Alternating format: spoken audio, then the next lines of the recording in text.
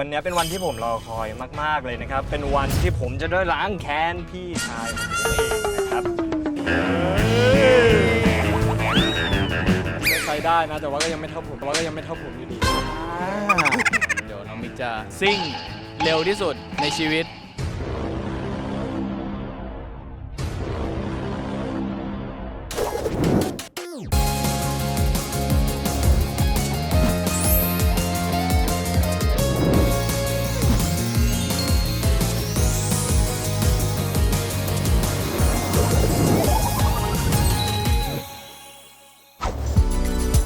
Mu X The Next Peak จุดสูงสุดใหม่กับชีวิตที่เหนือกว่า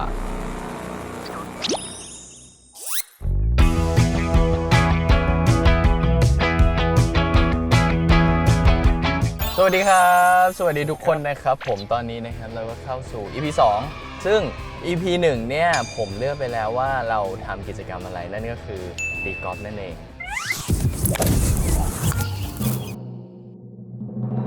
สวยสวยสวย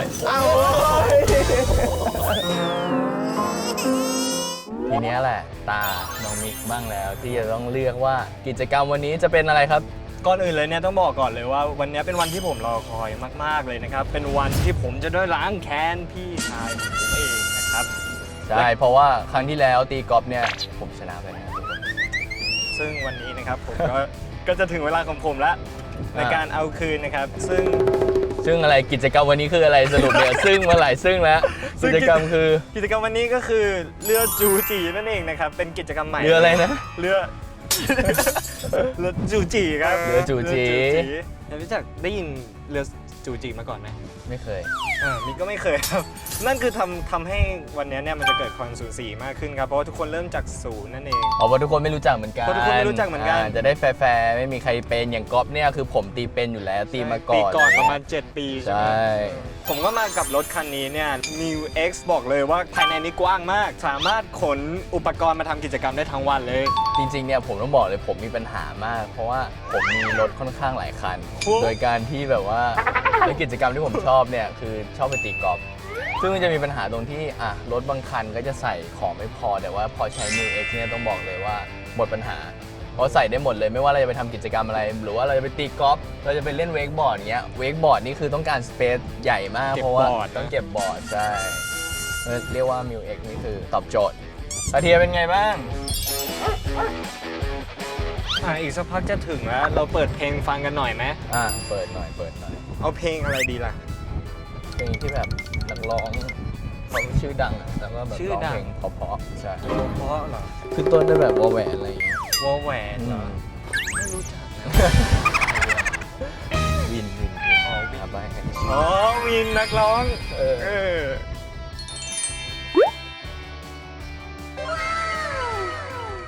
ตอนนี้นะครับเรากำลังเดินทางไปจะใกล้ถึงสถานที่ที่ทำกิจกรรมเรือจูจีนั่นเอง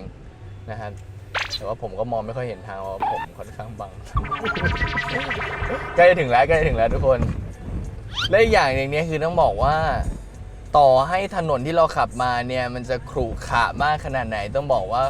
เราแทบจะไม่รู้สึกเลยนะคาเทียนี่แทบไม่ร้องเลยนะเพราะปกติหลับไปแล้วนะใช่คือชิลมากคือเรียกว่าแบบว่าโชว์เขาดีมากจริงขับทางลุยๆนี่คือลุยได้สบายมากแน่นอนนิ่งมาก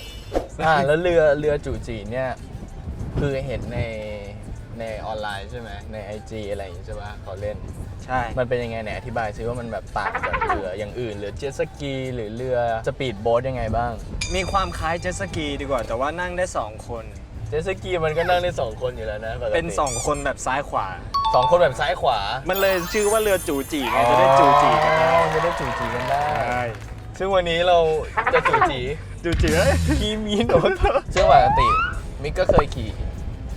เรือเจ็ตสกีอยู่แล้วเคยขี่ครับเคยเล่นอยู่แล้วก็เป็นการเล่นที่ทำให้แม่โกรธนะเพราะว่าเราใส่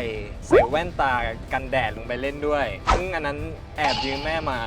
ใช่แล้วเหมือนวันนั้นอยากสร้างจะดิฟปุ๊บคว่ำเลยดิฟอีกทีดิฟเสร็จเพื่อนเห็นคนหายไปแล้วเหลือแต่เรือล้มไปปุ๊บแว่นก็เลยหายไปด้วยเลยตกทะเลไปเลยใช่แม่ผมเล่าให้ฟังแล้วเรื่องนี้เพราะว่าแว่นนั้นเป็นแว่นที่ผมให้แม่เอง ซึ่งตอนนี้เราเห็นบึงแล้วใช่ ใหญ่มาก ใหญ่ นะ มากใหญ่มาก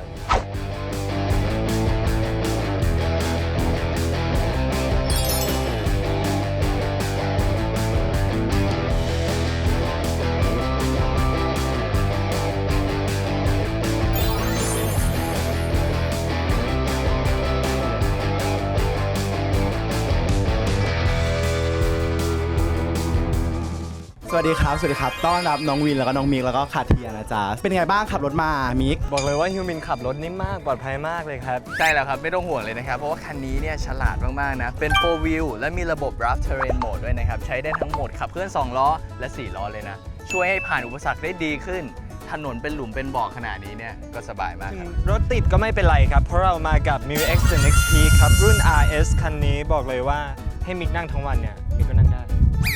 นอนเลยไหม พร้อมหรือยังกับกิจกรรมของวันนี้ บอกเลยว่าพร้อมตั้งแต่แพ้กอล์ฟวันนั้นแล้วครับ ใช่เมื่อกี้เขาบอกว่าเขาจะมาเอาคืนผมเพราะว่ากิจกรรมที่แล้วเนี่ยผมชนะไปใช่ไหมซึ่งกิจกรรมนี้จะมีความแฟร์มาก เพราะว่ากิจกรรมนี้เป็นกิจกรรมที่เรายังไม่เคยเล่นทั้งคู่ ใช่ เริ่มจากศูนย์ทั้งคู่เลยครับ ใช่โอเคครับตอนนี้พวกเราทั้ง 3 คนเนี่ยก็พร้อมแล้วงั้นเดี๋ยวเราไปเล่นกันเลยครับ ตอนนี้4 โมงครึ่งไปกันต่อ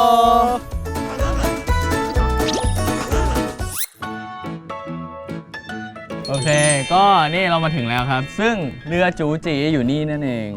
ซึ่งปกติเรือเจ็ตสกีเนี่ยมันจะเป็นนั่งแบบซ้อนท้ายเนาะเหมือนมอเตอร์ไซค์อะไรเงี้ยแต่อันนี้นั่งคู่กันก็คือเรียกว่าเรือจูจี ซึ่งอันเนี้ยเนี่ยมันเร็วแล้วมันเสียงมันดังมากเดี๋ยวน้องจะตกใจ เราก็เลยเตรียมอีกกิจกรรมหนึ่งให้น้องซึ่งเขาเรียกว่าอะไรนะ ใช่ไหม เซิร์ฟแพดบอร์ดก็เดี๋ยวให้น้องเนี่ยน้องขึ้นไปนั่งอยู่ตรงนี้แล้วก็เดี๋ยวเราถ่ายรูปกันเราถ่ายรูปน้องกันแล้วไปเล่นกันนี้กัน โอเค โอเค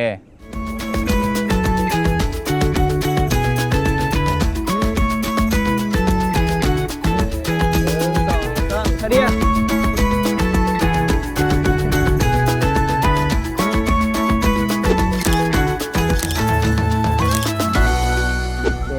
2 3โอ้หมาดาราก็เงี้ย โอเค เดี๋ยวเราให้น้องคาเทียรออยู่นี่ก่อนนะ เดี๋ยวมา โอเค เดี๋ยวผมกับน้องจะไปจูจีละ จูจีเฮ้ย แปลกๆนะ ที่มีนะเจอ โอเค พวกเรา2คนเนี่ยคือต้องบอกว่าเรายังไม่เคยขับเจ้าตัวนี้เลยนะครับ ซึ่งเราจะให้ผู้เชี่ยวชาญมาสอนเราดีกว่าว่าอันนี้มันขับยังไง ขอเรียนเชิญพี่เซนครับ สวัสดี สวัสดีครับ สวัสดีครับ พี่เซนอันนี้มันใช้งานยังไงบ้างฮะมันต่างจากเจ็ตสกีไหมครับ คล้ายๆเจ็ตสกีทุกอย่างเลยครับ แต่แค่มันเป็นพวงมาลัยขับ เหมือนโฟกัสเหมือนรถยนต์ครับ ผมมีคำถามครับ เพราะว่าด้วยความที่นั่งกัน 2 คนเนี่ยแล้วพวงมาลัยมันอยู่ตรงกลางเนี่ยแล้วมันจะขับยังไงอะครับ อ๋อ รุ่นนี้เป็นพิเศษครับ คือเราไม่ต้องย้ายที่นั่ง เราสามารถเลื่อนพวงมาลัยไปได้ครับ ได้เลย นี่ใช่ครับ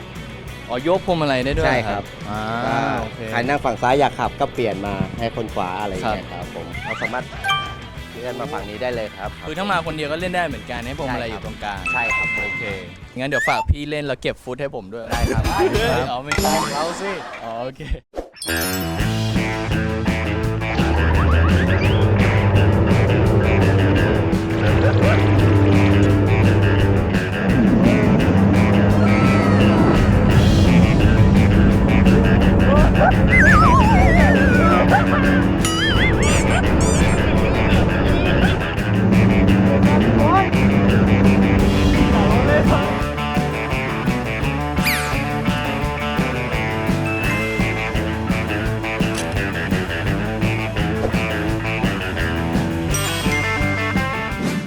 ผมเมื่อกี้น่ากลัวเหมือนกันนะ พอตอนขับเนี่ยไม่ค่อยรู้สึกเพราะว่าเราเป็นคนคอนโทรลไงแต่ว่า ใช่ พอเราแบบให้น้องขับปุ๊บแล้วเราเป็นคนนั่งเสียวน่ากลัว ใช่ซิ่งมาก เพราะว่าบึ้นไปปุ๊บด้วยความที่เรายังไม่เคยขับเจ็ตสกีที่มันเป็นน้ำเรียบขนาดเนี้ย มันก็เลยมีความเหมือนมันแบบ มันลื่นอ่ะ มันลื่นอ่ะ มันเหมือนเล่นไอซ์สเกตใช่ลื่นๆเลย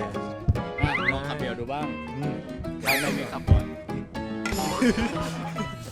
ใช่มาสิ เดี๋ยวพอตาของน้องมิกนะครับ เดี๋ยวน้องมิกจะซิ่งเร็วที่สุดในชีวิต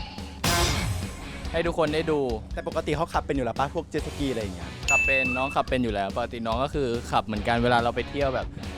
ต่างจังหวัดไปเที่ยวทะเลอะไรอย่างเงี้ยเราก็จะแบบเล่นสกีด้วยกันอยู่แล้ว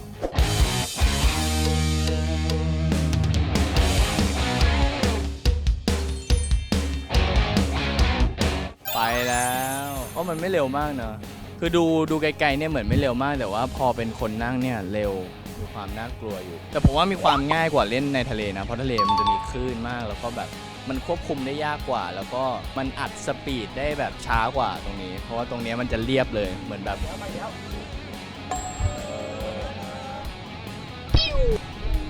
นี่ เป็นไงล่ะฉันขนเอ็กต้ามาเป็นไงล่ะ จ้างมาเท่าไหร่เนี่ยเร็วซะด้วยดูเซียนเลยเมื่อกี้พี่เซนบอกว่าคนนั้นคือแชมป์โลกนะครับ ที่ขับเจ็ตสกีอยู่ อันนี้เรื่องจริงหรือเปล่าพี่เจน อันนี้คือเรื่องจริง แล้วเขามาซ้อมที่นี่ประจำอ๋อมีอู่อยู่ที่นี่โอเค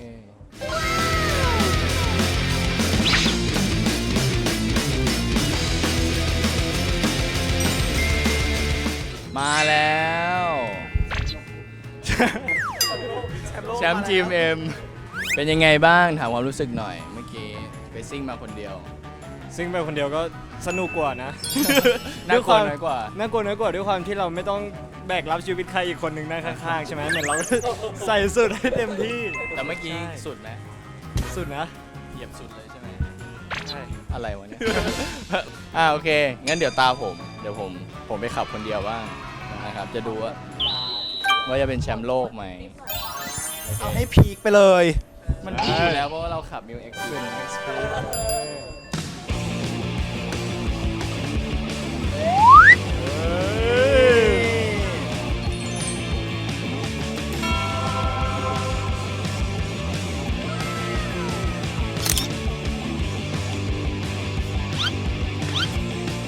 เป็นไง พี่ ครับ เรา จริงๆก็ใช้ได้นะ แต่ว่าก็ยังไม่เท่าผมอยู่ดีนะ ไม่ได้ไปทำกิจกรรมอะไรอย่างนี้ด้วยกันนานหรือยังครับ ถ้าไม่นับตีกอล์ฟอะไรอย่างเงี้ย โหเจ็ตสกีเนี่ยนานมากเลยครับ ตั้งแต่เป็นปีได้นะที่ได้ขับด้วยกัน แต่ว่าเรือจูจิเนี่ยครั้งแรกในชีวิตเลย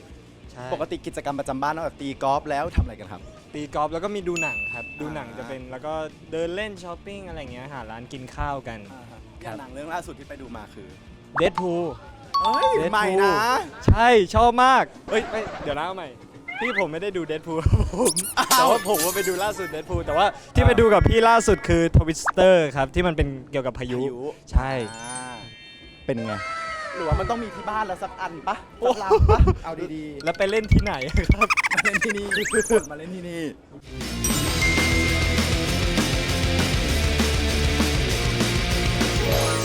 โชว์โดนัทอีกรอบโดนัทเฮ้ยเฮ้ย ผมว่าผมก็พอจะไปเป็นแชมป์โลกได้เหมือนกัน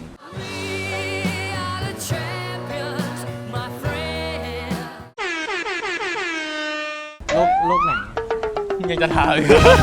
ผมว่ามันไม่ได้เร็วมาก มันไม่ได้เร็วเท่าเจ็ตสกี อันนี้มันจะมีความแบบชิลๆมากกว่า ตามชื่อเขาเลยอ่ะ เรือจูจี แต่จริงๆ เนี่ยเมื่อกี้ตอนที่ผมดีเป็นวงกลมเนี่ย เป็นไง พีคไหม พีคมากเหมือนกับอะไร เหมือนกับอะไร มี X the next peak รุ่น ใช่แล้ว RS ไง ใช่เลย เป็นยังไงบ้างคาเทียเหงาไหม จริงๆคาเทียเนี่ยชอบว่ายน้ำมาก ปกติน้องว่ายน้ำที่สระที่ไหนหรือว่ายังไง จริงๆว่ายได้หมดเลยแบบเป็นคนชอบเล่นน้ำอะไรอย่างเงี้ยครับ เวลาพาไปพูลวิลล่าก็มันก็ว่ายเนาะ ใช่ก็จะว่าย แล้ววันนี้พี่น้องเป็นไงบ้างครับ นานๆทีได้มาทำกิจกรรมด้วยกัน จริงๆเราไม่ได้ทำกิจกรรมนานเหมือนกันเนาะใช่ป่ะ นานมาก คือถ้าเป็นตอนเด็กๆเราจะมีโอกาสได้ไปแบบต่างจังหวัดด้วยกันบ่อยได้ไปเที่ยวได้ไปสถานที่ต่างๆ ด้วยกันบ่อย แต่ว่าพอโตแล้วทุกคนก็มีภาระหน้าที่ของตัวเอง ผมก็ทำงานน้องก็เรียนด้วยทำงานด้วยอะไรเงี้ยที่บ้านก็แบบพี่สาวก็ทำงานเหมือนกันอะไรเงี้ยครับซึ่งจะหาเวลาแบบไปทำกิจกรรมด้วยกันเนี่ยค่อนข้างน้อย ซึ่งวันนี้ก็ต้องแน่นอนครับขอบคุณอีซูซูมากๆเลยนะครับที่นอกจากจะให้นั่งรถดีๆมาแบบนี้ ใช่ แล้วก็ยังแบบได้ทำกิจกรรมสนุกๆแบบนี้ครับ เมื่อกี้ตอนที่วินไปเล่นมิกบอกว่าล่าสุดไปดูหนังด้วยกันมาคำถามคือวินดูหนังเรื่องอะไรกับมิกล่าสุดครับ ซึ่งคำถามเนี้ยเป็นคำถามที่ผมเดินเข้าโรงไปปุ๊บแล้วผมหันไปถามน้องก่อนเลย เรื่องอะไรวะ คือต้องบอกว่าบ้านผมเนี่ยจะมีเขาเรียกว่ามีกิจกรรมที่ทำด้วยกันเป็นประจำทุกอาทิตย์เลยกันที่คือคุณพ่อเนี่ยชอบดูหนังมาก แล้วก็จะถามว่าโอเค อาทิตย์เนี้ยใครไปบ้างทุกคนก็จะบอกไปคุณพ่อจะนับคนแล้วก็จอง ซึ่งเราก็จะเรียกว่าเข้าไปสุ่ม ว่าวันนี้กูจะได้ดูเรื่องอะไรวะอะไรอย่างเงี้ย ใช่ผมดูไปถึงกลางเรื่องผมเพิ่งรู้ว่าเรามาดูเรื่องอะไรอะ ดูไม่รู้เรื่องแบบเราก็ไม่รู้ด้วยว่าดูเรื่องอะไรอย่างเงี้ยแต่ว่าแค่แบบเวลาว่างก็หาเวลามาอยู่ด้วยกัน หรือว่ารอบหน้า เราชวนหลวงพ่อนั่ง Miu X The Next Peak รุ่น RS มาเล่นเรือจุดีไหมล่ะ โอ้แน่นอนอยู่แล้วจะจริง ๆ คือไม่ได้อยากแค่แบบชวนมานั่ง อยากจะชวนคุณพ่อซื้อเลย น่าสนใจ ใช่เพราะว่าจริง ใช่ ๆที่บ้านใช้อยู่แล้วด้วย ใช่ อย่างอาม่าพวกเราอาม่าเนี่ยนะครับผมไม่อยากจะ บอกว่าMiu X นะ อาม่าขับมิวเอก ใช่ และอาม่าไม่ยอมเปลี่ยนเป็นยี่ห้ออื่นเลย เพราะว่าเป็นรถที่ขับดีมาก ขับสบายมาก ใช่คือเปลี่ยนมากี่รุ่นก็มิวเอ็กมิวเอ็ก Mil X หมดเลย ใช่ แล้วไปนึกว่าอาม่าขับเจ็ตสกี แล้วอาม่าก็จะมานั่งเรือจุดอะไรครับเนี่ย ไม่อาม่าก็ขับให้ครอบครัวเรา เพราะมันนั่งได้หลายคนไงก็อาม่าก็เป็นคนขับให้ทุกคนมาเล่นเจ็ตสกี สักเทปไหมล่ะ หรือว่า EP 3 จะเป็นอาม่าขับมาครับผมซึ่งวันนี้นะครับก็ต้องขอบคุณ Miu X The Next Peak รุ่น RS นะครับผมที่ทำให้พวกเราเนี่ยมีวันสนุกพีคๆแบบนี้ครับ แล้วก็อย่าลืมนะครับทุกคนฝากด้วยนะครับ Miu X The Next Peak นะครับรุ่น RS รถยนต์สุดล้ำดีไซน์สปอร์ตเท่ขนาดนี้ต้องไปจัดกันแล้วนะครับ โอเคครับ วันนี้ก็เรียบร้อยแล้วนะครับสำหรับ EP หน้าอาม่าจะพาพวกเราไปทำกิจกรรมที่ไหนโปรดรอติดตามนะครับผม ซึ่งวันนี้1 ทุ่มแล้วครับ ไม่ไปต่อแล้วเนาะ กลับดีกว่า กลับดีกว่า เจอกันครับผมสวัสดีครับไป